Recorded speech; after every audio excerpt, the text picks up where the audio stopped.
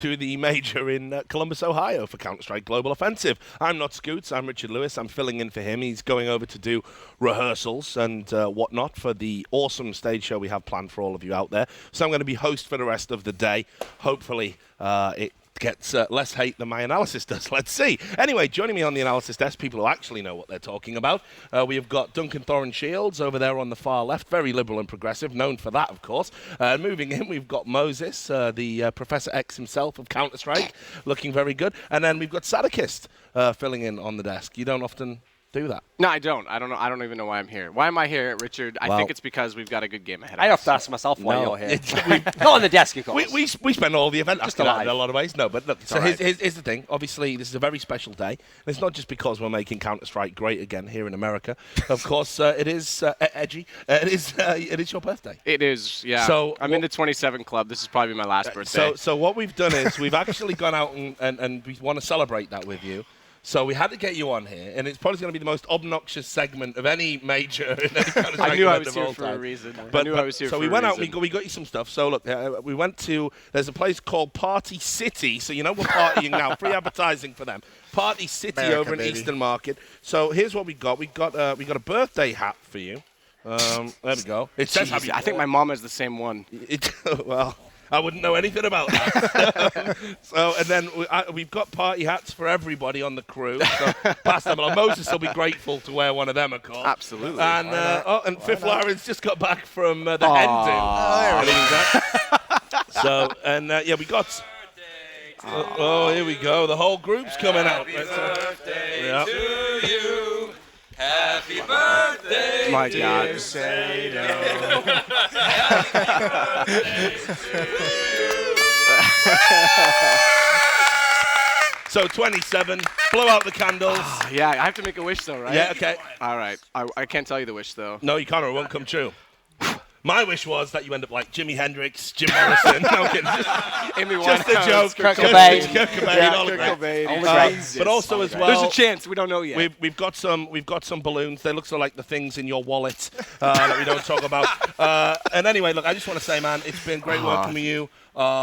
This past 18 months, you've had a meteoric rise. Everyone on the talent team obviously loves you very much. Yeah, I just want to say happy birthday. Not Scoots, of course, but he's bitter and old. His time's over, and my time begins. Yeah. So anyway, if you want to say anything just before we start talking about the games. Yeah, well, I guess I'm not very sentimental, so I won't get too into it. But yeah, it's been awesome. To be fair, exactly what you said. It's been a wicked year.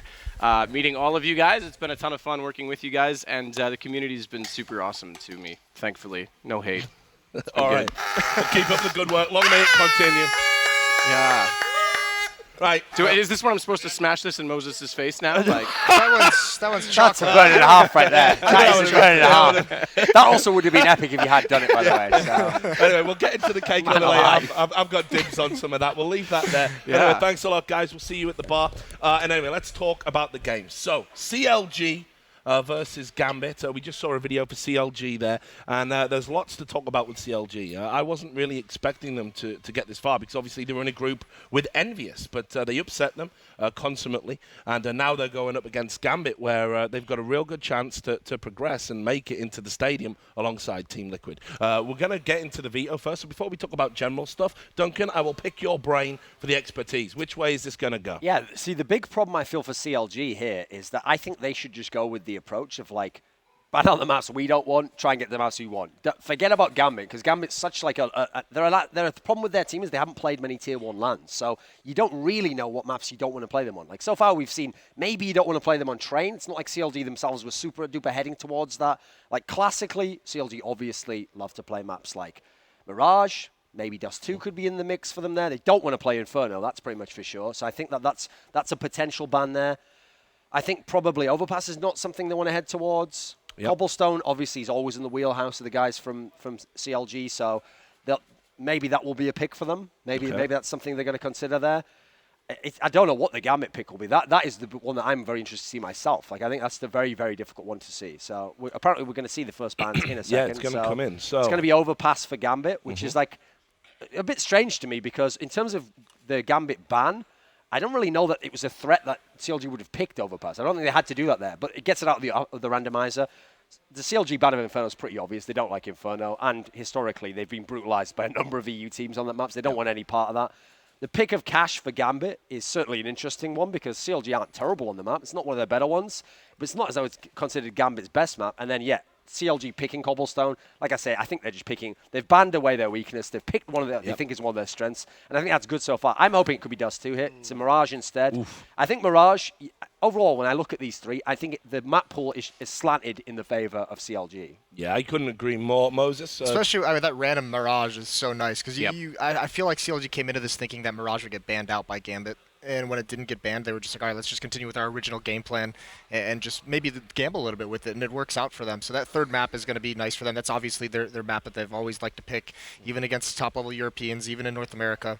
And it could have been Train, obviously, which would have been less favorable, certainly. Right, so that Mirage pick on the third map is really, really nice for CLG. And anything to add to that, Sada? Well, I think the Cash one, first and foremost. I mean, we saw Gambit play Envious yesterday, and I think the big thing about that was Waylander pretty much carried them on entries. So if they can find a way to isolate him, to shut him down, to not give him the freedom of movement. Like, he was walking into the B site and turning around and finding guys coming out of vents when he's already in the open. Like, there was no one getting a refrag on him. So if they can manage him on entries, they should actually have a much easier time than Envious did. So I actually think this, again, Mirage, Cobble 50-50, Mirage coming in, I think it's definitely CLG's favorite here. So everyone's talking about CLG here, and we've obviously talked a little bit there about Gambit and Waylander in particular.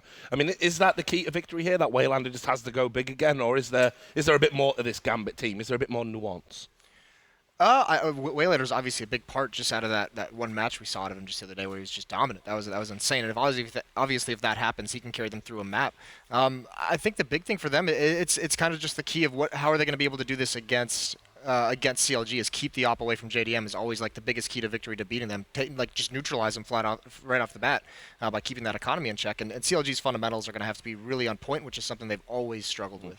So I've had the word in my ear. It's predictions and final thoughts. Duncan, I'll start with you and bring it in. Yeah, I actually was thinking to bring on now the maps, mate. Maybe I would go with Gambit here, but I think actually looking at Cobblestone and Cash, I think it's going to be CLG because the whole reason why Gambit got that win over Envious was Waylander went crazy. I don't necessarily know that will happen. And even then, they almost choked the map away. Their T side was actually a bit shaky in terms of execution. I think the overall routine of CLG should be there. As long as they don't have something crazy like JDM just disappear, I think they're going to get the victory. So I think it's going to be CLG winning this. Moses? Yeah, I'm going to take CLG as well. Okay, and Sada? Yeah, I think Moses touched on as well with JDM because Kenny was off versus Waylander to get refrags. I'm going to go 2-1. I think it's going to be CLG. Okay, well, thanks for your thoughts. You can enjoy All Tequila America. Shot. 3 sucker bliats going against Gambit Gaming. We're going to get into this game with James and DDK. That's Take curse it in away. that language. Jesus Christ. Wow, what a throw.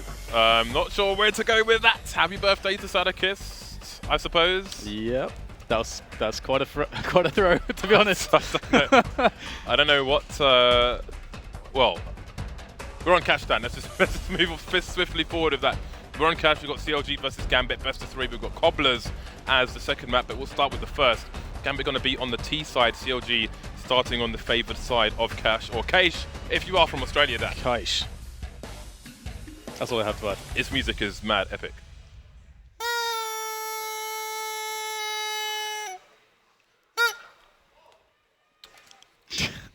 Well, thanks for that, James. It is indeed Sadakist's birthday. So, CLG starting off on the CT side and Gambit on the T side here on Kaish. Shout out to the Aussies. And we can see that we're going to be getting a lot of presence here initially from Gambit, just moving towards the boost area into mid. The bomb is actually towards A main, so they're going to go for the A split right now. And so far, it's Adren and Dozier with the openers. CLG feeling the pain as the bomb makes its way onto the A site, and it's all on JDM and Hazed on a very, very difficult retake. 2 versus 5. No, 2 flashbangs. No Kevlar on Ace, but at least there's a kit. All they need is headshots, Dan. They've got the USPs, they have the range. There are 2 USPs on the T side as well, though, so they're going to need to be quick on the trigger down, but by no means are they out on this pistol, though that smoke does definitely not help. JDM's got 1. 4 more to find. His teammates behind the smoke. He hears the flank coming in, and the trend's going to be successful with that, leaving Hazed alone versus 4. Still got a bit of time. Does have a kit as well. By the time it's ticking fast. Waylander just searching in the smoke there, and I think the round is going to be over. The double/triple peak coming in, and there's a bit of a whoop as Gambit take the first round. Yep, so it means that CLG likely going to force it up here.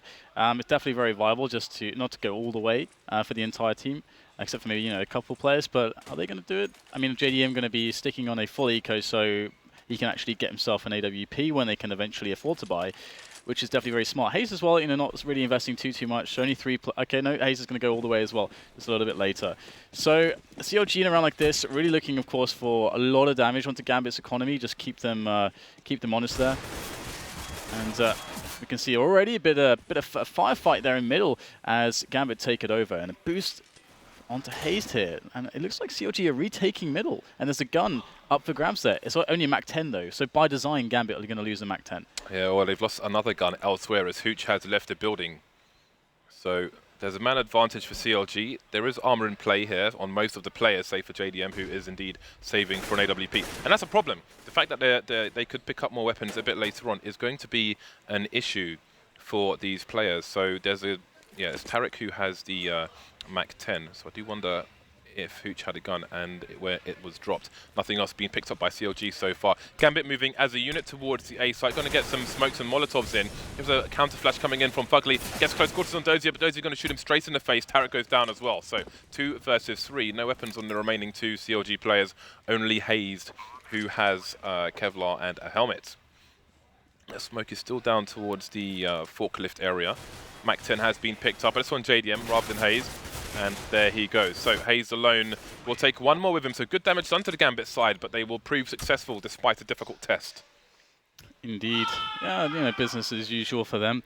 And now it's going to be CLG with the full eco, more or less, going to this round. So the expectation's not really all that high. Gambit's all about keeping their economy intact and just building it. And I wonder what the setups are going to be like for CLG. Of course, JDM is going to be a real key point for me when he gets that AWP in his hands.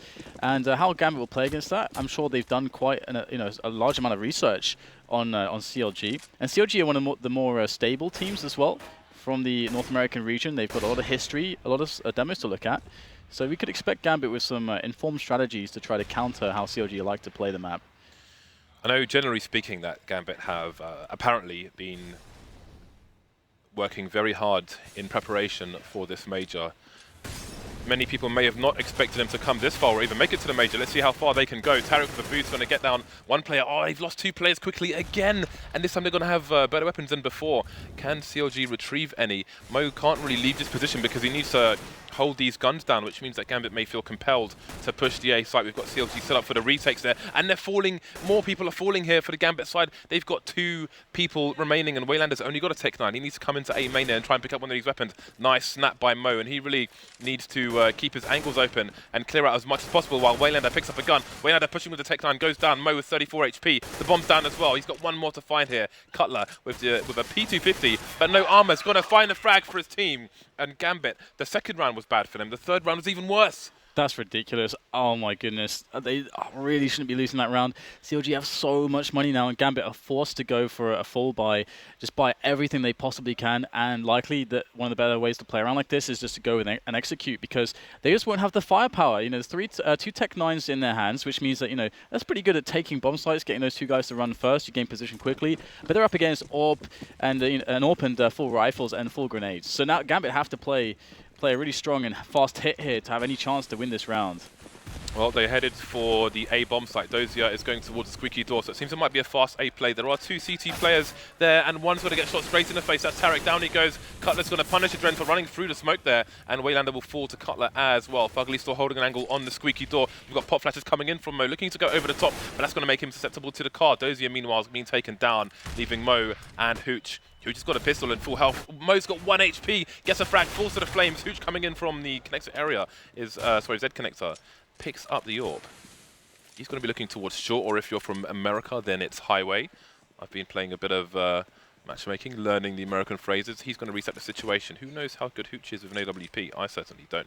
We've got Hazed in A main, which means that Hooch can afford himself 2 1v1s. But is he? Wow, Hazed getting taken down for free there with very poor spacing. Completely exposed to the entrance to A main. He could have easily just walked back a bit and not been exposed there. Although he had his back to the wall to get the angle he wanted, but whatever he wanted to do, it was a poor angle. Cutler coming in, but Hooch is going to go for the crouch peek, and Gambit survive. Very, very crazy stuff there from Hooch, picking up the AWP there, and honestly, Gambit needed that desperately, and they reset CLG. CLG are going to be able to basically go for the force buy in this situation once again, because they know that Gambit's economy is very heavily strained. So if they win this round, I mean, they need to double eco anyways, and if they win this round, they can reset Gambit. So it's a very smart play. Gambit should expect a force buy in this position from CLG. So Gambit, they can't make the mistake that they made to put themselves in this position where they lost to USPs. They have to have an anti-force buy drill and not make these fundamental errors. And Dozier's already going to pick up an opening kill there, so that's going to make things a little bit easier here for Gambit. But they've got to come together at some point and trade now. Gambit have 2 Molotovs in the hole. Again, this is looking at the money left on the CT side. A force buy, a full force, no quasi-buys, or whatever you want to call them. Full armor, pistols on 3 of the players. Tarek with the solitary M4. There are 1.5 players over towards B-bomb site half because Fugly is kind of out of the sight at the moment. There is a smoke down as well. Make that 3 smokes, and a push coming in from the T side. Waylander leading the charge onto the site. Nobody there to trade frag for him. Hayes playing around the smoke there, and he's going to get that kill for free. Maybe he can even pick up that AK soon.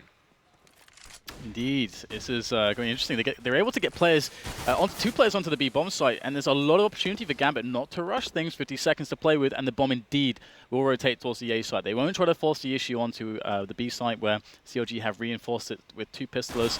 However, Adren will go down left for dead, and that weapon will be picked up, but as long as they get the plant on A, Gambit should be fine. But Tarek's here to save the day here for CLG. 1 frag might slow them down. There's the 5-7 at range from Fugly, knocking Dozier down to a mere 19 points of health. He has the AWP, and he'll miss the shot there. Long range onto the car. Fugly is going to go close with the 5-7 there, spotting that the bomb is still down. And great turn there from Hayes, catching Hooch, who was on the flank. Now everything rests on Dozier's shoulders to try to save Gambit once again from a position they just frankly should never have been in the first place, and Fugly will secure it. CLG once again punishing Gambit for just not having these anti-force buy rounds down.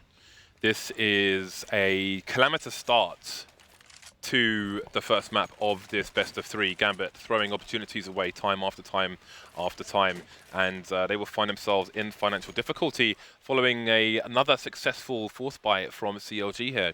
This is just a mess, and they need to snap out of this now. You can see some frustration from the players, a bit of discussion, a bit of a lack of coordination, it seems, from the Gambit side. And here we go. In situations where you have constant trading of rounds, you often see force buy after force buy after force buy alternating between teams, and we see that now. 3 smokes in mid, 1 A main, and 1 over towards B vents as well. Looks like Gambit going to split into B, having control of the B vents. Hayes heavily tagged here, going for the pot flash. Hooch sees it and punishes Hayes for it as well. Here we go, JDM push to a defense with the AWP, misses both close range shots, and Cutler will come in from CT. The one problem for Gambit is they have no smoke grenades. Once the bomb goes down, they can't cut off these key choke points, and they've only got 1 significant weapon in Mo's AWP. A Adren with the flank though, and that should be Tarek dead, and indeed he will fall. Cutler though taking down Hooch towards the bomb site. And now I believe both players should be known for Gambit. And Mo going close with the AWP. That's not going to work out for him. Adren in a 1 versus 2 with the bomb planted. It is at the back of the site. He hasn't got the best angle here. Takes down Cutler, but the hold was there from Fugly, and he'll be able to save the AWP as well.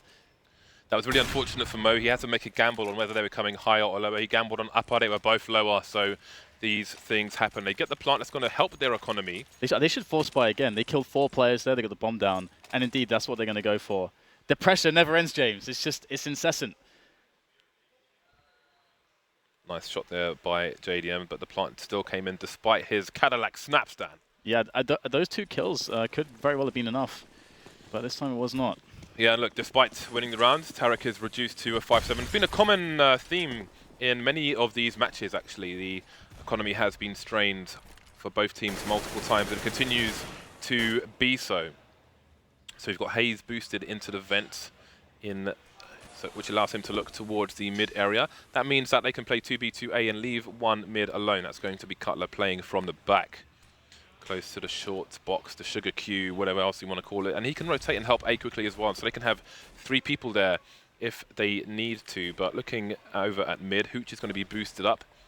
This could provide opportunities later on. He could potentially go for a late flank or punish the CTs for doing so. Indeed, Cutler's running between A and mid. Just keeping a glance as to what's going on. They do have a player in the vent, but he may not peek until Cutler makes the call to do so, or until he hears some firing, etc. So Gambit slowly moving towards A.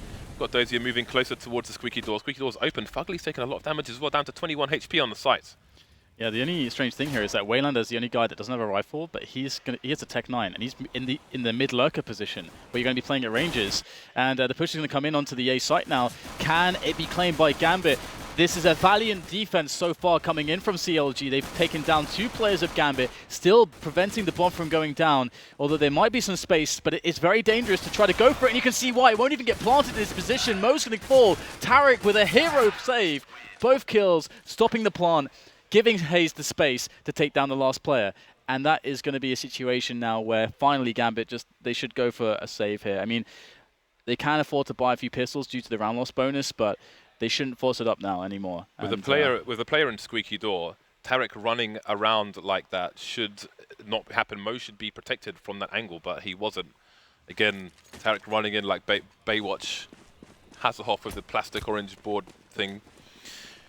So CLG, oh right, yeah, whatever it is, I can't remember what it's called. CLG go 4-3 now, and the shot is missed over towards B. However, there are not many guns here on the CT side, so one does not expect much to happen. Waylander serves himself up to the gods, and the gods will take his sacrifice and leave bones for the vultures. So this is pretty dark, James. This is a good opportunity for CLG to build a bit of money, because again, the money is still piss poor for both teams at the moment. Tarek has literally nothing in the bank. Running on fumes at the moment. There we go. Multiple digs going the way of Fugly, but they'll take that trade. 4 versus 1, and Mo doesn't have the bomb. He will be dispatched of as well, and that gives a chance for CLG to string some rounds together. Despite all the failures of Gambit in this round so far, they have 3 of 8 rounds. And again, they have more opportunity to break CLG. So some of the ways the rounds have ended have looked awful, but there's still lots of opportunity for them to get a good half here. Yeah, the thing is that it's always the most disconcerting when you see a team unable to... In close succession, we saw 2 rounds failed by Gambit, whereas just an just have a good anti-force by drill, and you win those rounds. You have a big advantage. So Gambit have to recover. They cannot have fundamental errors here. And a fast play to take control is coming in from Gambit, in towards the B side of the map. And look at the wraparound from Waylander. He's going to find 3 players, and that's not going to go too well for him. Hooch is there to trade 1 player, but still a better situation for CLG. But oh my goodness, Hooch with 3, and now it's just 2 players left for CLG. We only have Fugly and Cutler, and they've got mid so far. 1 player's on B, and they have no idea where the bomb is going to end up. It can be anywhere right now. Yeah, I don't believe they have seen the bomb at any point in this round so far. Mo's carrying the bomb, and he's walking towards A main, where Fugly's holding towards Forklift, which has paid dividends for them before when CLG had a play in that position. And indeed, Mo is bringing the rotation towards A by smoking off the usual position. They could be walking in that smoke for all they know. Cutler's moved back towards the car now, and Dozier's going to come out and not get the shot in time, and that might ring a bell. What is the read from Cutler? He's moving towards B, but Fugly is miles away on A, so Cutler's either going to have to just wait for his rotation to come in or risk losing the round in a 1 versus 1. This is a tough situation indeed for the CTs, as you can see Gambit with good post-plant positions. Mo with the headshot angled there towards the upper spot where Cutler is. Looking for the shoulder peek. It's all on Cutler now. He's going to go to try to spray down Hooch. Very smart play. Hooch with 4 kills so far in this round. Could potentially get the ace secured here, as Cutler is in the heaven area. Going for the peek. It's Mo to take the shot and the round for Gambit. Hooch, man, this guy, he completely saved Gambit more than once now in spots where essentially they've been outplayed from a positional standpoint. Hooch comes in and gets the frags. Indeed, and I was about to say Captain Cadillac was putting in work towards the B side with these first 2 picks that you're about to see in the replay there, but then Hooch came in, not just a cheap drink and bars in London dad, but also a man getting a 3K on the B bomb site. Very nice stuff. So CLG have gone for the force once again, force after force. This actually makes for quite fun matches. All these constant forces. Some of the players had around 6K, some didn't. So we're going to have an AWP, an M4, a silent M4, 2 pistols, and a reasonable amount of nades here for CLG. So we'll see what the play is. Last round they had a strong mid take. This round they're going to have 2 people towards mid, I think. Actually, that's JDM in the B checkers with the AWP. We'll see how aggressive a position he chooses to take. Hayes is playing from the site, which means he can throw pop flashes for JDM to peek, but in fact JDM's going to push with the AWP, which might mean that Hayes goes for a bit of a rotation, but Waylander is ready and waiting for JDM, and they'll both move away from the B bomb site. Yeah, you can see right now there's a bit of an A play, I think, in mind for Gambit. Oh, that's a nice kill there. Dozier taking down one player away from the A bomb site. And there's a minute left to play with. Gambit is starting to set up now towards that A site. They've got Waylander who can kind of lurk in towards middle if he wants to. Although it did just get smoked off, he can push through there, and we can see a bit of a split action potentially coming in from Gambit, because Adren's also there to help in middle. So Gambit looking quite dangerous at the moment. Fugly tries to take initiative, and he gets shut down, leaving Cutler on 14 HP. He gets caught off over by Highway. And this is a bad look right now for CLG. Hayes trying to do some damage, but it's just simply not enough. JDM left with nothing to do. Right, so, well, nothing to do but save this AWP for the up-and-coming rounds. We know what he can do with it. I mean, going into the next round, looking at the money on CLG, it's pretty much JDM versus the rest of the world here. So it might be the case that, for example, they spend a bit of money on some flashbangs, try and pop flash him into A main to get a pick, try and rotate him if he's successful, and so on and so forth. So this AWP could be valuable, and we've seen what happens on Force Bias. If he gets 1 or 2 picks with it, and even if they're on an eco, maybe they win the round, who knows? We'll see if Gambit can get their act together in that respect. Waylander, who until very recently was actually in the army, left the real guns for the virtual one stand. Indeed. Nice little pop flash there from JDM to keep himself safe, and also good defense. So they'll hang on to the AWP, which in rounds like this can be very nice, as if he's able to pick up. Maybe they'll lose the round anyway, but it's going to give them much more chance to actually get a couple frags in. And keeping the economy down at Gambit when they're in rounds like this is going to be playing directly against the kind of situation where they should be making money. So nice that he holds on to that. He's also got loads of nades, actually. He's got a full stock of nades with that. He has a very good spawn, actually, to jump straight into the B angle, but he's going for a more aggressive one, in fact. This is Fox-esque, but that flashbang is going to be a bit of a pain. He's got support from some teammates, but it may just be the Vultures waiting to pick the AWP from his warm body, should he be unsuccessful. That is a great start, but now the question is he going to rotate like he needs to? Indeed, he's running away from B, because in this situation you're going to expect Gambit to move away from the saved weapon, so JDM's running all the way to A, but Gambit might have a read on this because they've got Hooch moving into the vents from mid, and the bomb is coming mid, so it seems they might just funnel a bit of a conga line into the B bomb site. Yeah, and you can see smartly Hayes is just going to take a good position instead of trying to get the gun and then be potentially out of position, and that might get him the kill. Oh, he gets a few 3 shots on the Dren, but cannot finish him off. That's a really unfortunate situation there. In comes Cutler, almost getting a really nice timing on the player throwing the grenade, but he's going to have to back away. And this is good now from Gambit. They're actually able to coordinate onto the B site all together, and they're not hemorrhaging any players before doing so, as in previous rounds. Hooch is there to defend Ben as well. So it all looks well now in the camp of Gambit. JDM let's get a bit of a tag there, but finally gets eliminated. I'd say both teams made the right decision in that respect, in that situation. JDM rotating the AWP, but Gambit making the right read. He's probably going to rotate the AWP, so let's just go to B. Nicely done. Maybe JDM should have tried to go for the save again at the end there, because there wasn't much he could do. There were 4 people alive when he's trying to get his AWP game on. But there we go. It will be lost, and he will be reduced from the AWP to a FAMAS. He did well to save it for 1 round at least. So Gambit building a nice lead now. Well, a nice score. It's only 1 round lead, but it's a nice score. 6 rounds from 11 on the T side. Could have been more, but they'll take that. You can see CLG back on the buy, but they are limited in grenades already. Only 2 smokes in the hole with what they've put down. Yeah, you can see they're really cutting every corner. No one has a helmet, which is sad times in war, but Tarek will be pushed over the boost. And Adren, not quite expected the right angle, and Tarek with a quick frag, and falls back now. This is good, just falling back to safety, more passive positions. Now you've got the man advantage. And they forced Gambit now to respond with something. And Gambit are deciding to move towards the A main area at the moment. You can see Mo is looking for the initial entry, perhaps, if there was to be a player close, but looks to be not the case so far. And CLG, they don't have much information, but that's okay, considering that they already have a man advantage.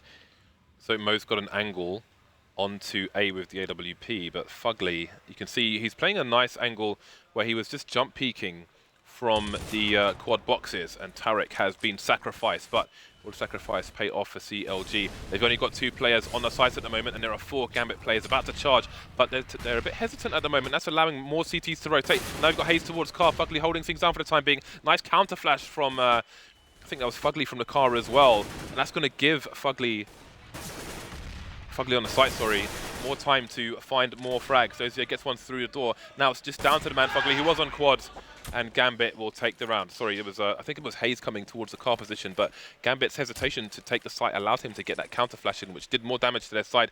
Nevertheless, they take the round and extend their lead to 2, and Counter Logic Gaming are poor once again. Yeah, we've had a lot of really scrappy rounds, but despite that, Gambit are doing really well now. They've got themselves 7 on the board against the 5 of CLG, so if they can continue this, and definitely they're favored to do so, considering that now CLG, what have they got to play with? They got just some 5.7 and P250s and only 2 armors. So CLG not with the strongest of buys, to say the least. Bit of a quasi.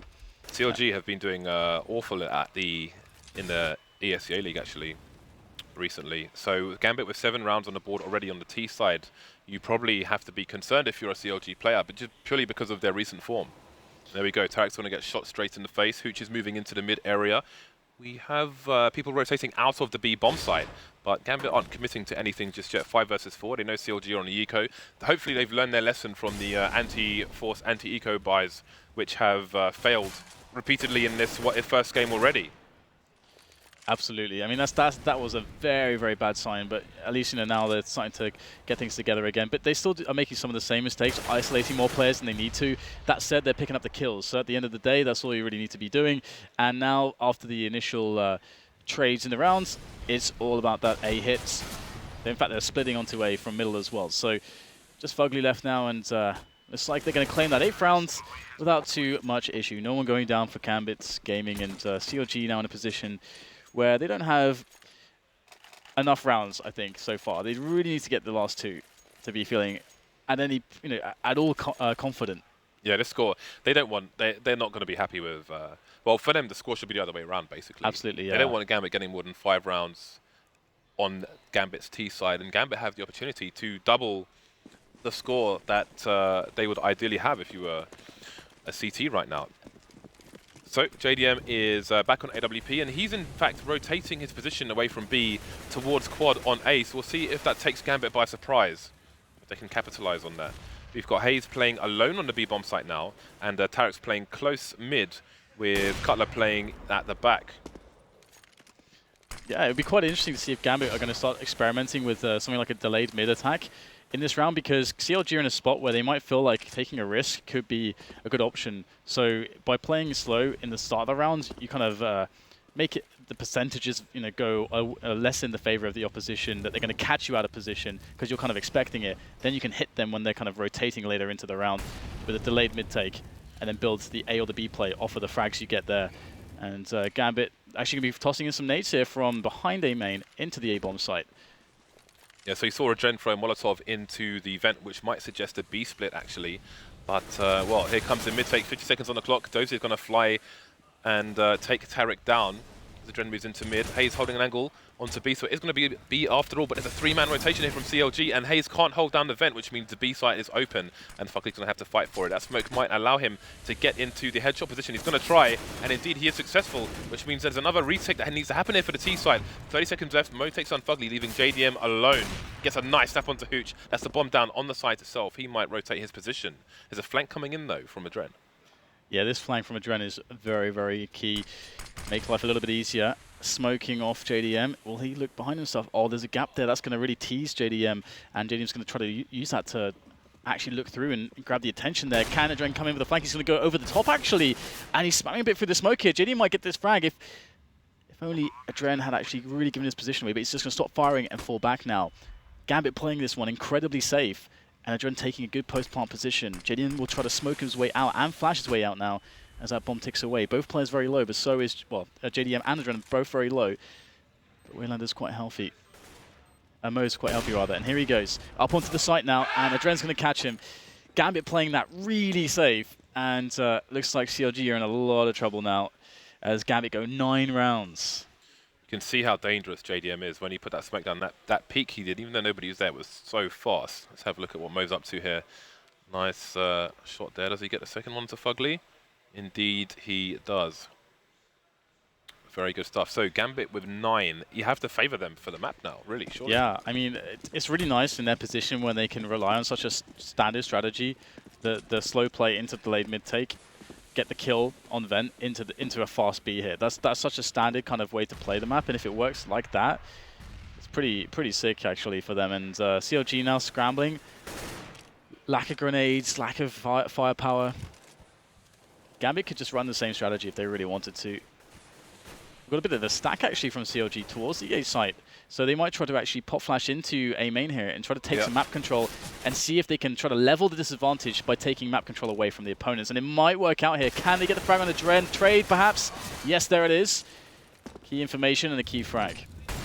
But he cannot retrieve the gun, throws a Molotov, and then moves away from A main. Mo's got to be careful because he's carrying the gun. Dozier finally gets taken down towards Squeaky, being quite a nuisance to CLG in that position, and that means with 2 men down, Gambit are going to have to move away from protecting that gun, and they've got to concentrate towards the B bomb site where they have, again, JDM in isolation. He only got a FAMAS this time, no fancy kills for him. Mo takes him down with his favorite weapon, down to 3 versus 3 now.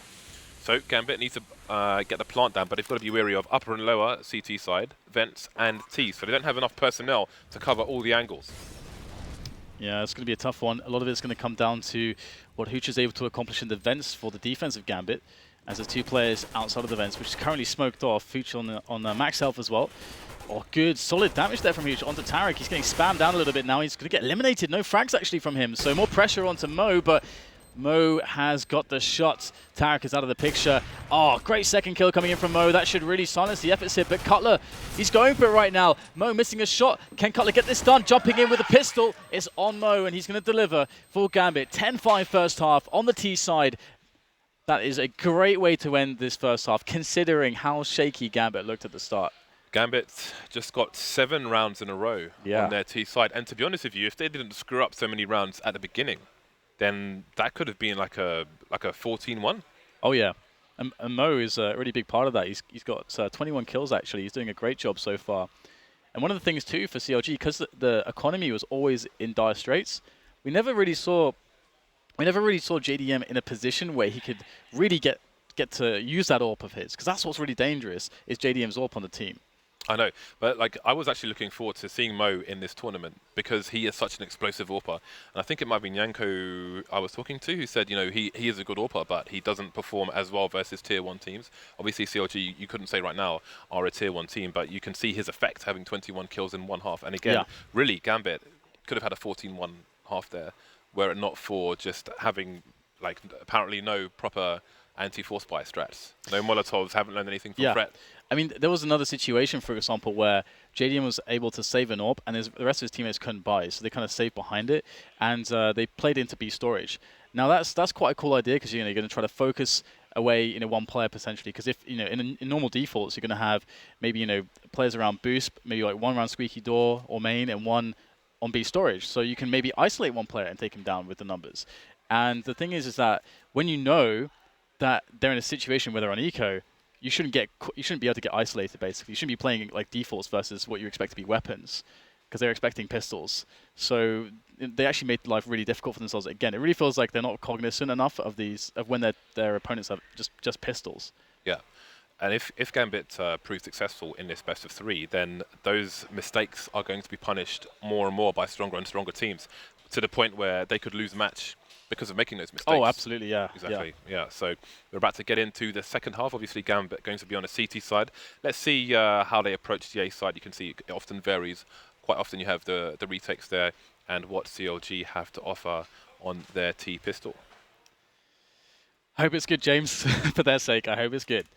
Indeed it is. So having a look at the initial T aggression, they seem to be concentrated towards the A bomb site. Bombs left in T warehouse for the time being. Dozier is going for a straight peek towards A main, and he's going to find Fugly there, but Fugly's going to back off, and Dozier's just going to hold an angle, which is information for his team. But he's got nobody watching his 6.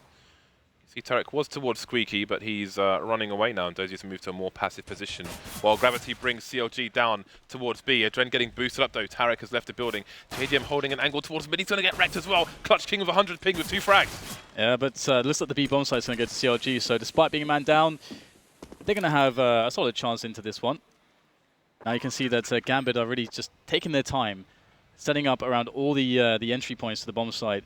Higher CT, vents, B storage, they're going to have a man in every single angle. So that's going to be good, and they're going to coordinate and go in promptly. And here it is, Adren, the first man to distract the vent player. Perfectly done. Now Mo has an opportunity to get out of there, and he's going to try. Nice snap there from Hazed. And in comes Hoosh. Hazed with a frag on him as well. And now it's just down to Fugly versus Adren. Adren already with 4 kills. Can he make it? The ace against Fugly. He's trying, and he will. Adren with the ace. Got no kit. But no kit indeed.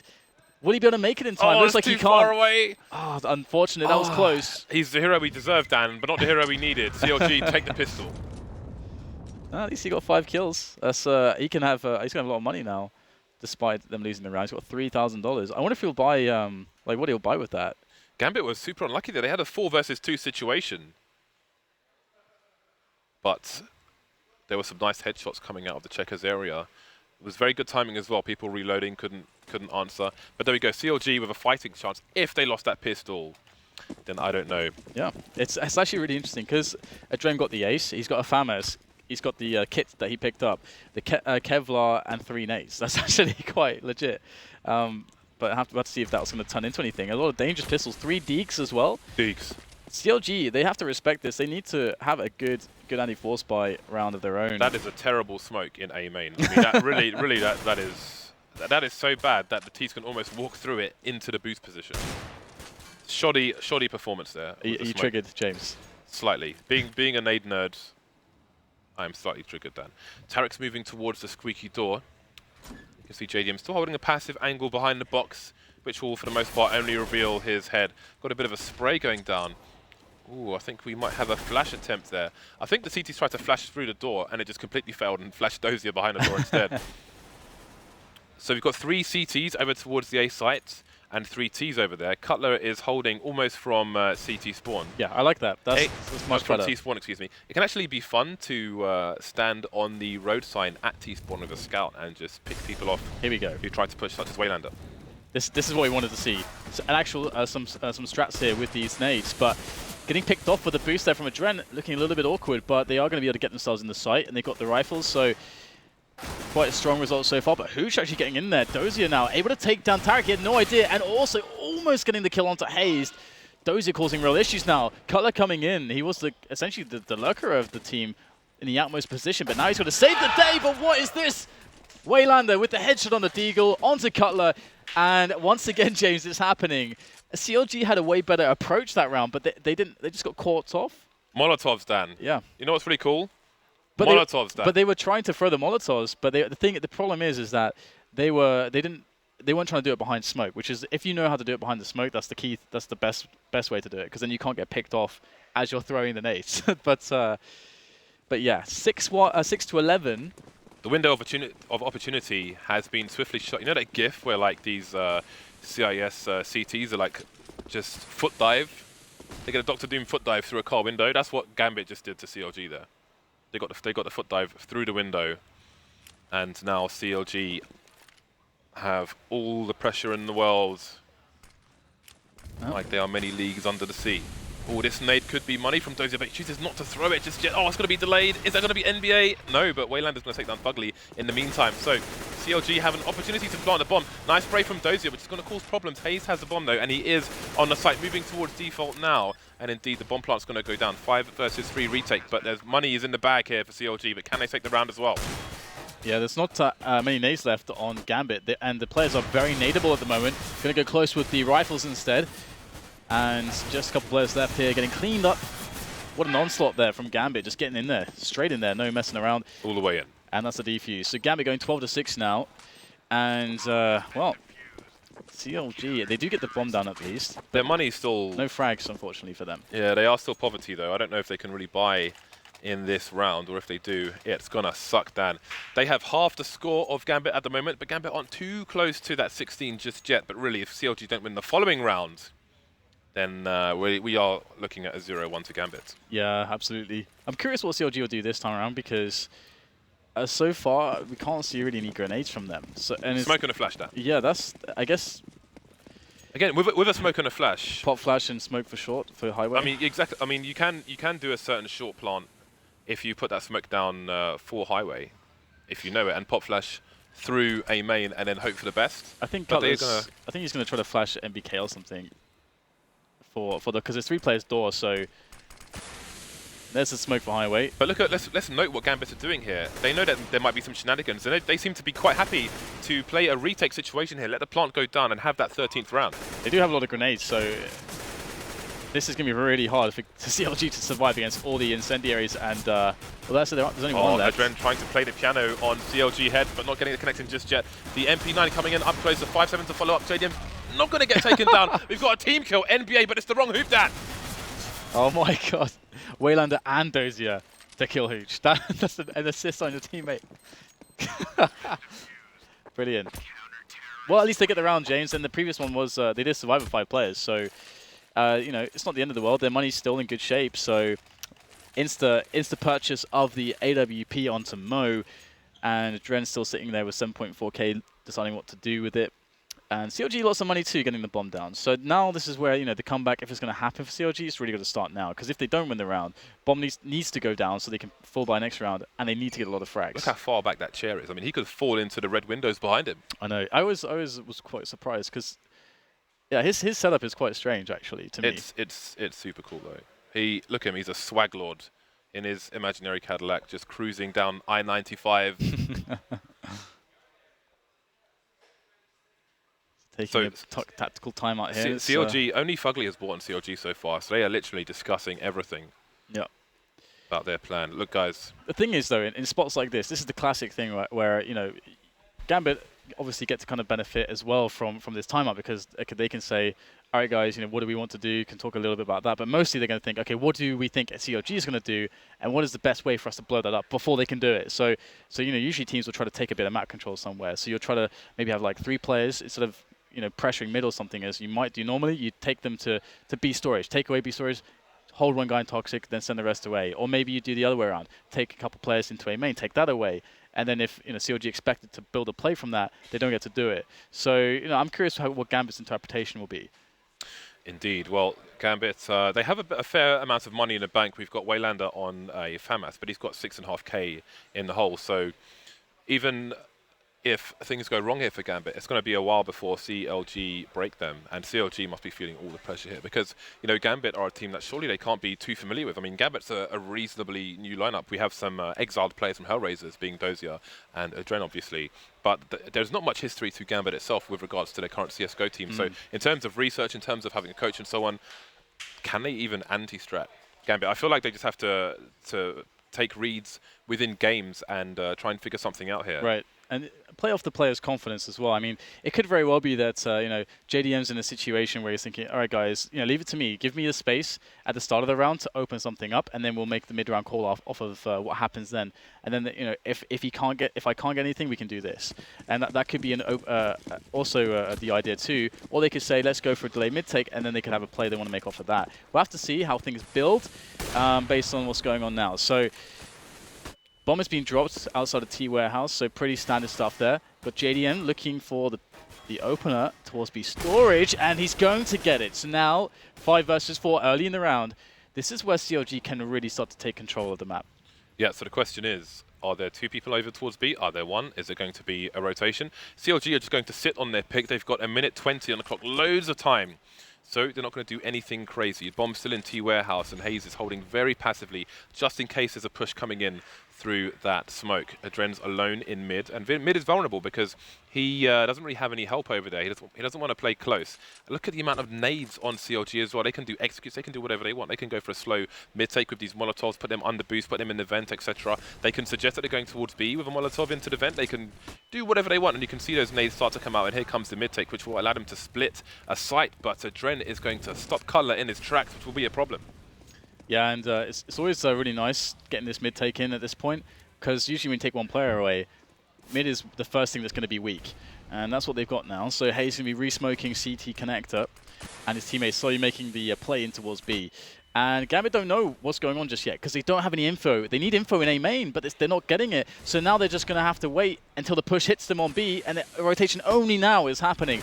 If CLG are fast with the frags here, it's going to be pretty good for them. Fugly opens up onto Hooch, so now Gambit is in kind of a rough spot because the bomb is about to be planted, and vent room and B storage is under control of CLG now. So this is still in CLG's hands. Adren knows his angles, but it doesn't manage to get enough of a connection. Fugly is holding an angle for Dozier, and he will be primed and ready now because of Dozier's nades. Oh, Dozier's got to be careful here. It's only 6 HP, but Dozier will brazenly drop the flashbang in there, flash himself at the same time because it hit the rim, as you can see there.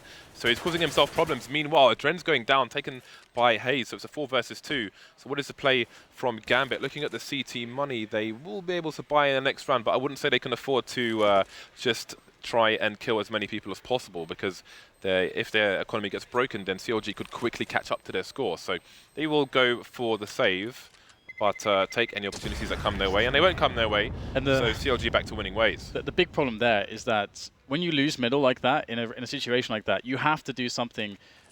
You have to get some information, and the information, if you lose middle, you can't get it from middle. So it's B storage or A. And A was the easiest option for them. And if obviously it's a process of elimination. If you see no one at that point when the team has to be doing something because it's quite late into the round, then they can rotate much earlier, about 5 to 10 seconds earlier. Maybe not 10 seconds, but 5 seconds earlier. And then they have players in position in time. That was Gambit winning. CLG winning purely because they just outpaced the rotation.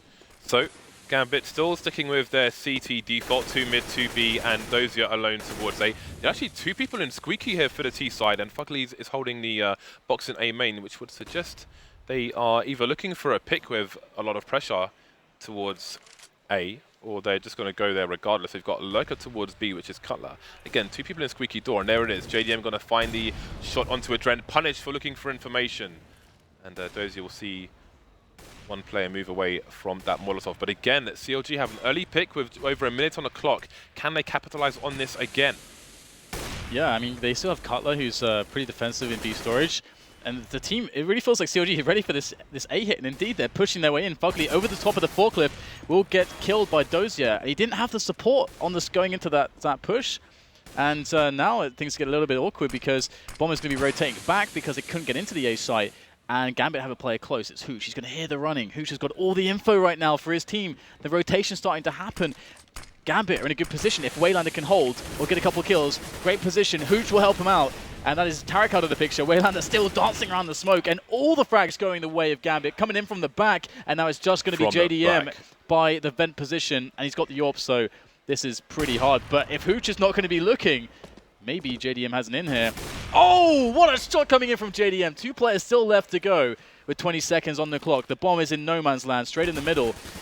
And JDM's down to 3 points of health. So his chances are now slim to none.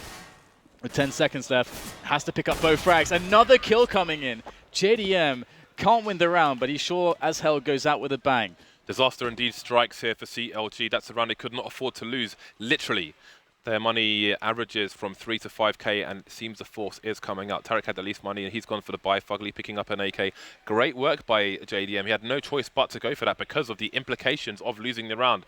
The round was lost regardless, but if they can get a bit fortunate here, considering their lack of utility, then they will indeed break the CT economy now. So fingers crossed that they can stay in this game and take it a bit longer. We'll see if they manage to do that. We've got 4 players of CLG with their limited weapons moving towards B, so it seems they're going to go for the bum rush. But again, we've got Waylander and Hooch here, and Hooch is in a position where he can flashbang for his teammate, but Waylander's playing that kind of one and done, but the smoke may allow him to live a bit longer. Hooch will run distraction. Hazer, 180 no scope, straight into Waylander's face. Down goes Hooch as well. So it's a 3 versus 4. CLG have the site. Adren can't stop them from crossing, and the bomb will go down. Yeah, this is once again another tough retake situation, but Gambit, lots of time to play with. And their money, though, is not very good. They're probably going to consider the save here, to be honest, because their money sucks. And, of course, I would be reset as well, having just won a round. So Gambit will actually retreat with the 3 weapons. And they will, if they can keep all 3 members alive, they can very easily just drop for teammates. Mo's going to be $100 short of dropping an M4, but he can obviously drop a FAMAS.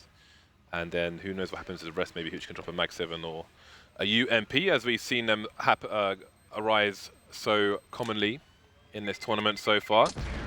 So CLG on Death's Door in game 1 managed to close it again for the time being. 6th round deficit now, surviving with 4 players will be crucial for their economy going forward, and we'll see what kind of buy the Gambit players can muster. In 7 rounds, Mo's picked up, I think, what was it, 21 frags I think that he had Yeah. in the first half, so he's only picked up 5 in 7 rounds.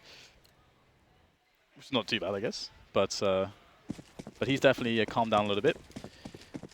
Now we're going to have to see what can be brought to the table here. Hooch is on a 5-7, rest of his teammates on rifles. Mo's still with that AWP, and decent amount of nades, generally speaking. Mo is... there's been a little bit of pressure initially into the middle area before falling back towards the quad on A, and CLG with a lot of presence, 3 men in A main.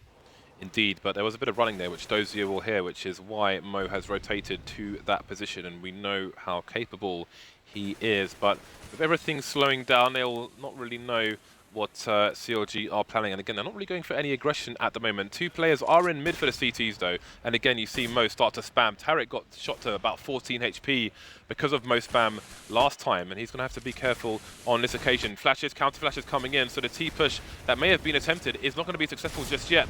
Oh, Mo just shooting between 2 players there as T start to encroach on the site. Hooch and Mo go down. Fugly is around default. There is a player still on the site on the other side of red, and that's Dozier, but he gets shot straight through the smoke by JDM. 4 versus 2 now for the C's. This is the opportunity they needed. Great flashes coming in.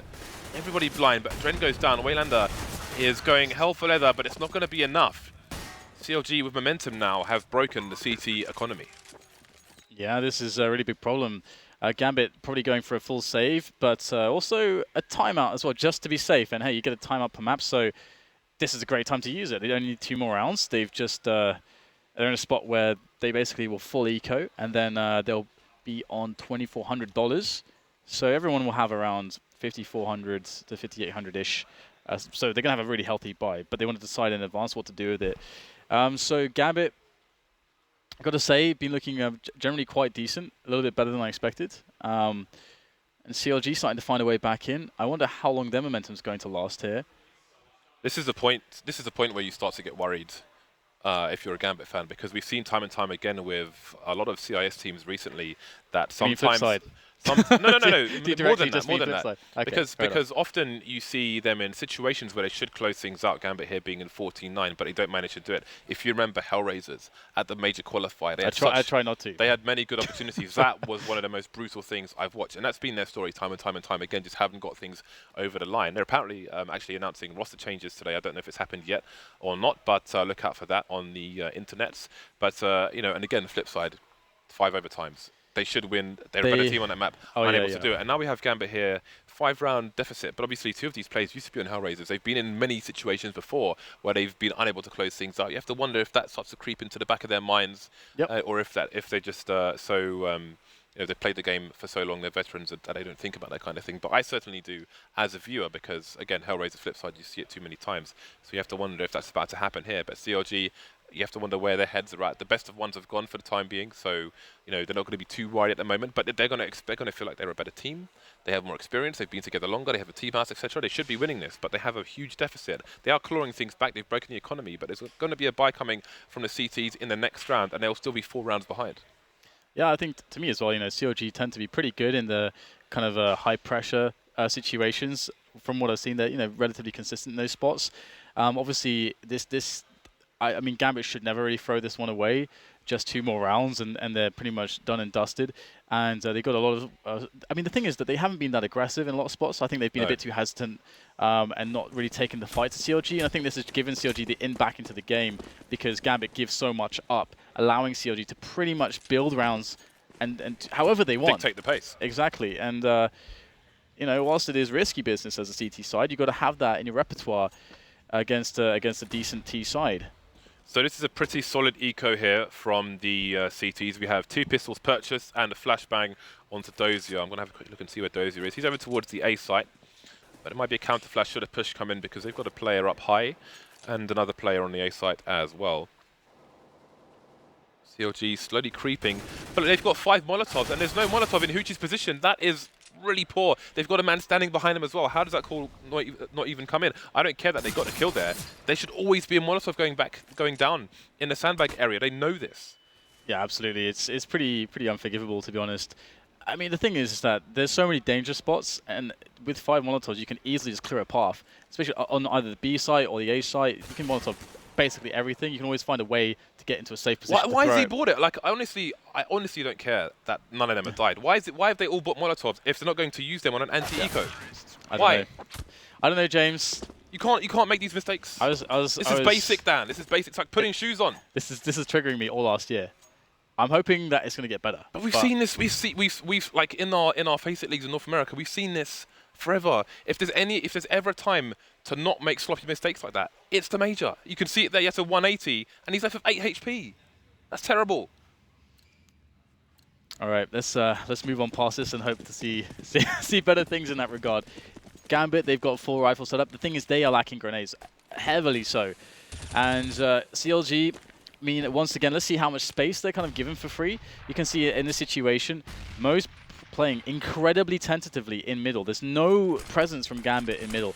If CLG wanted to take it, they could, but they're actually going to try to fake out A, throwing loads of smoke grenades there. The rotation is happening. Hooch is rotating away from B towards A as the bomb is being picked up by Fugly, and they make the play into B now.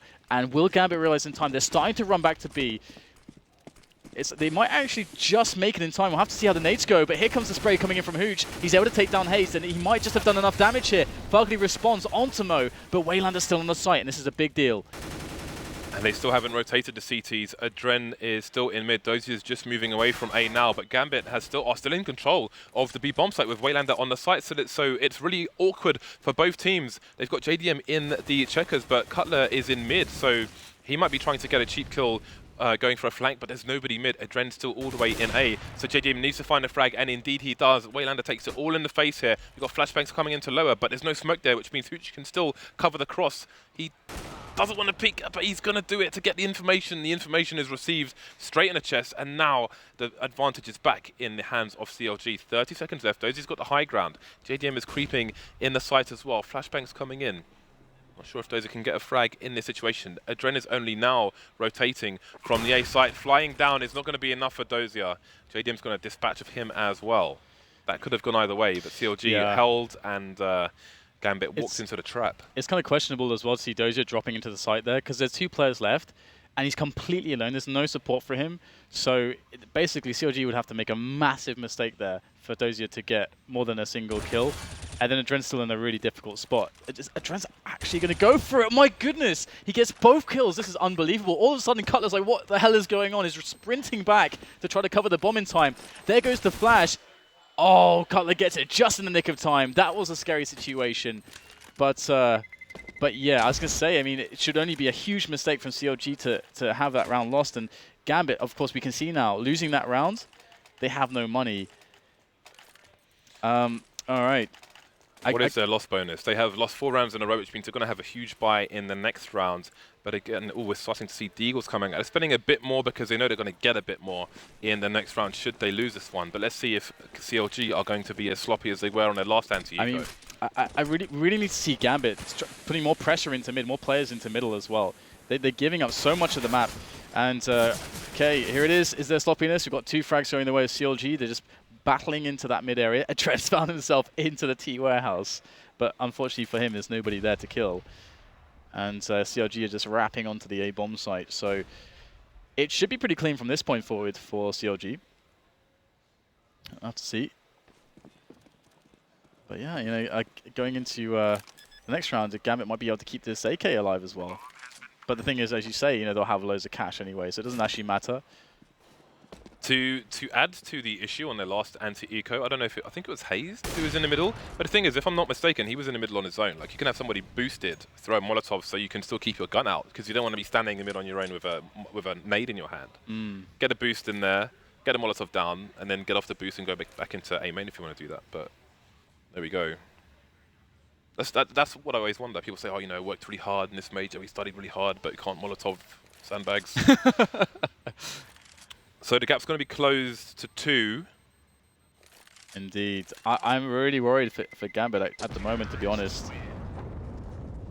CLG are basically just having their way with the map every single time with no pressure anywhere. So let's see what Gambit's variation now. They have all the money, all the nades, all the weapons. How are they going to set up as a CT side here? Because, again, if you look at the cash of CLG, it's so massive right now, which means that Gambit just haven't been getting the kills, and the bomb has just been going down with ease. Indeed. So I think CLG have realized that if they can draw a player away from the B bomb site, it's quite susceptible to them taking it, and it's really hard for Gambit to retake. They've had success there. Again, they're going to have Cutler holding there passively as a lurker. So they're going to go for their basically default. We've got Tarek going towards Squeaky, but they know that there's going to be a big buy. Ooh, so much damage done to Waylander there. Yep. That's going to be a problem going forward. Tarek's being more passive towards Squeaky, perhaps because he's scared of the Mo AWP spam starting to come in now and harass a little bit. But Mo's actually holding the AWP in mid at the moment, and Waylander, with all the damage he's taken, is stuck to checkers, where you can often find, well, could often find Kishima, for example, behind the box. But with all the Molotovs on the CLG side, if they go towards B, one would hope a Molotov would go down in that direction. And, you know, once again, Gambit are playing insanely passive. And they've basically been doing that more or less every single round that they've had guns. And Mo now has rotated out of mid, so no eyes directly on middle, and it's going to be 3 players on the A bomb site. But CLG, after his initial presence there, are backing away towards B. This is like actually a really sick way to play this round, because obviously, as we can see, in the tendency of Gambit has been to do stuff like this. They don't have any information. They need to pop flash into somewhere to get info. I think they're doing so into A main, so they have the info.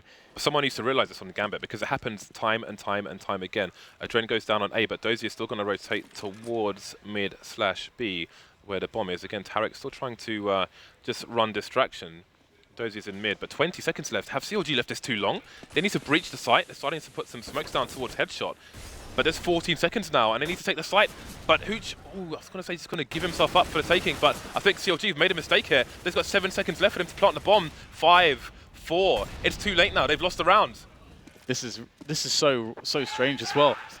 My goodness. And also, you know, Waylander's still behind the envious box. I don't know if anyone calls it that, but I call it the envious or happy box. You know, at the back of the vent room, the checkers room, like he's just sitting there as well on like 10 HP. As well, I mean, they left themselves no time to do anything there on the bomb site, let alone the surrounding areas. So again, like the last few rounds, CLG have won like, all right, let's try and suggest we're going towards A, but let's go B because B is weak. But they just, I don't know, they just, I mean, nobody. It seemed that nobody was watching the clock. Yeah, that's a mistake that cannot happen in a major. Yeah, they basically just threw it around. Yep. So too many mistakes from CLG may cost them the first map of this best of 3. Again, the second one is going to be Cobble. The only thing to save them is their big bank. They don't really have to worry about the size of their monies. Got lots of cash in the bank to buy everything up again. And we'll see Fugly taking control of middle very easily. Once again, you know, Gambit just give up middle pretty much every round for free. That is the setup that they prefer, it seems. And they only have, you know, after losing Hooch, they've only got Waylander by headshot on B.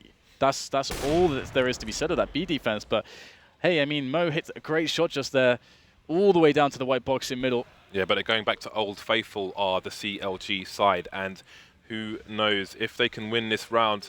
Again, the money's going to be a bit poor for Gambit, but they'll have one more buy in it. So they're just going to come in with no nades, no warning whatsoever. But there is a player, that's Dozier, waiting for the cross, but the smoke has gone down and Hayes will get him through. Great timing from him. So again, Gambit still not realizing that CLG just going back to B again and again and again. It just happens every time.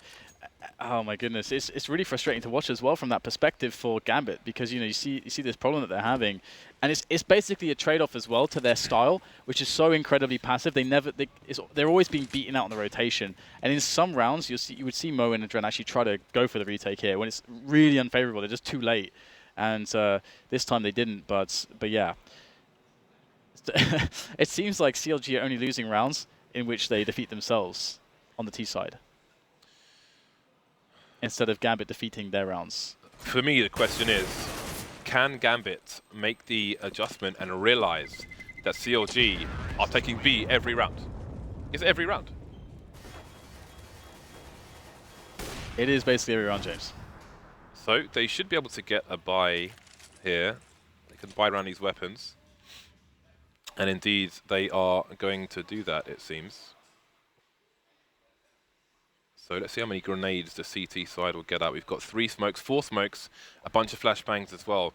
But I mean, really, it comes down to, are CLG going to take the B-bomb site again? And if so, can Gambit adjust to it? The default comes out from both sides.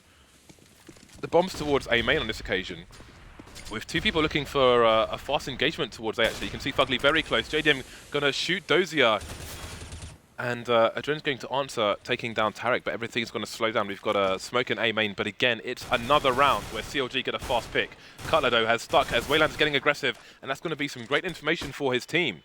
And now CLG don't know. I mean, in the death cam, they'll see Waylander move back a little bit, but there's no guarantee that Gambit aren't pushing B. And you can see how stretched out CLG are now. JDM's in squeaky, Fugly's running towards B on his own with the bomb, and Hayes is in mid. Yeah, getting a kill there, he could still be in toxic for all they know.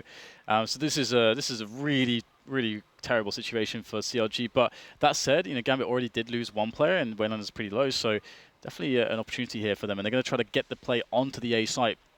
They haven't been there for a while, but let's see if they can make it work here. We've got Hooch by the NBK position, and Wayland are going to get snapped down by Hayes. Hooch is in right there with 2 quick kills, and now it's down to Fugly, 1 versus 3, and will Hooch get burned down? He's actually able to avoid the flames there. He's got 1 HP, Dan. This is ridiculous. I can't believe he's still alive. Finally, he's going to get caught by the flames. It will spread, and he's done for, barbecued by Fugly, and now 1 versus 2. 30 seconds on the clock. The bomb goes down. Oh, just barely getting himself out of that position, but he's death to 3 HP, and that's going to be that. Adren will get the frag on the Fugly, and oh my goodness, finally, James, Gambit are going to be able to take this one. But they were hemorrhaging badly there. One thing you have to realize about CIS teams' Na'Vi aside is that they've never won until they are completely over the line. You never know what's going to happen. But again, that could have been a 14-1 half in when Gambit were on the T side for them against CLG, but they messed up. Yeah. It was just a catalogue of errors from both teams basically. The crazy thing for me is just the lack of adaptation from Gambit in the last half of the CT side for them. And the other thing as well is that Mo finished on 28 frags, but I think until the last couple rounds, he'd only made 5 frags in about 10 or 11 rounds of the second half. So he fell off basically. So Mo fell off massively after the first half. Fell off like Ja Rule, Dan.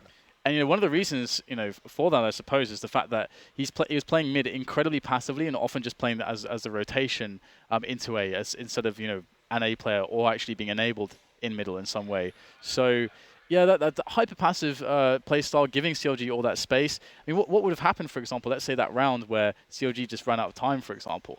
Yeah. What if they played that round more correctly? Then Gambit are money screwed.